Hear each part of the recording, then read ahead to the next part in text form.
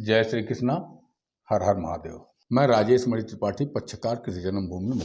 आज इस वीडियो को बनाने का जो मुख्य मकसद था वह अपनी पीड़ा, वास्तव में जिस तरह से धार्मिक नेताओं द्वारा हमारे सनातन के प्रति और हमारे शंकराचार्यों के प्रति दुर्भावना पूर्वक वक्तव्य दिए जा रहे हैं, क्या वह किसी भी धर्म के लिए सही है?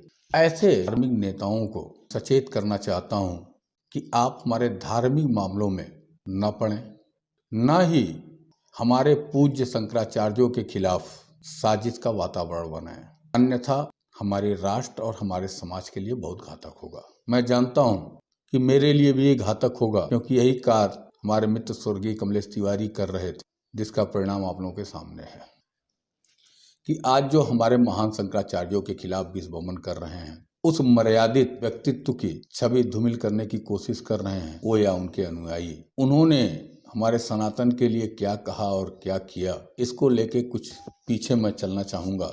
हमारे एक बहुत बड़े संगठन के महामहिम ने एक बयान दिया था, आप लोगों को थोड़ा उस पर मैं ले जाना चाहता हूँ कि हमारे एजेंडे में काशी मथुरा नहीं है। यहीं तक नहीं, उन्होंने यह भी कहा इतिहास वो है जिसे बदला नहीं जा सकता। आज के हिंदू और आज के मुसलमान ने यह नहीं किया है। अब आगे मुझे कोई आंदोलन करना नहीं है। इस वक्तव्य के बाद जब हम लोगों ने अपनी आस्था को बचाने के लिए सनातन के प्रमुख तीर्थ स्थलों को लेकर कोर्ट में दावा दाखिल किया, चाहे वो कृष्ण जन्मभूमि का मामला हो, चाहे वो काशी विश्वनाथ का मामला हो, चाहे वो ताजमहल का मामला हो, कुतुब मीनार का मामला हो, तब महोदय का एक बयान उस समय आता है जब पूरे हिंदू जनमानस में खुशी की लहर व्याप्त हो चुकी है। भगवान शिव का शिवलिंग मिल चुका था कि हर मस्जिद में शिवलिंग ही ढूंढना क्यों? महोदय, ये आपकी सोच हो सकती है कि हम मस्जिद में शिवलिंग ढूंढ रहे हैं। माफ करिएगा, हम तो अपने मंदिरों में शिवलिंग ढूंढ रहे हैं, मस्जिद में कभी शिवलिंग नहीं ढूंढा। नापाक जगहों पे हमें ढूंढने की जरूरत नहीं है। भारत की इस भूमि पर हमें दूसरों के घर में जा करके अपने आराध्य को नहीं खोजना है। हम आराध्य की भूमि पे आराध्य के स्थली को ढूंढ रहे हैं कि मस्जिद में घुस करके हम कोई स्थली नहीं ढूंढ रहे हैं। महोदय, आपने तो यहाँ तक कहा था कि हमारे देश के युवाओं को 50 साल तक देवी देवताओं को भूल जाना चाहिए। जो कांग्रेस नहीं कर पाई वह करने का कार्य आपने शुरू कर दिया।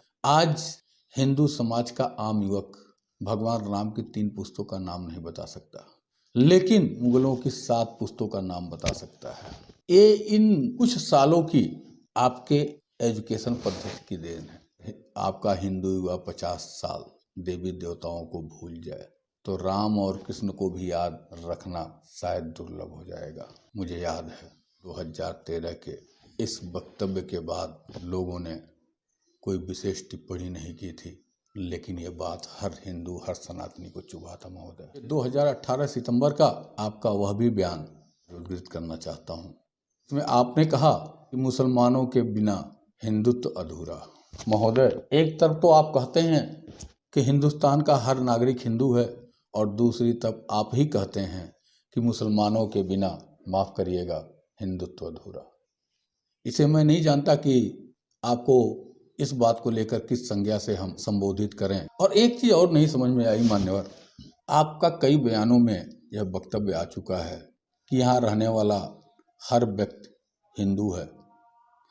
अगर यहाँ रहने वाला हर व्यक्ति हिंदू है तो फिर पाकिस्तान और बांग्लादेश बना क्यों? मान्यवर, इस प्रश्न का जवाब जरूर आपसे चाहूँगा।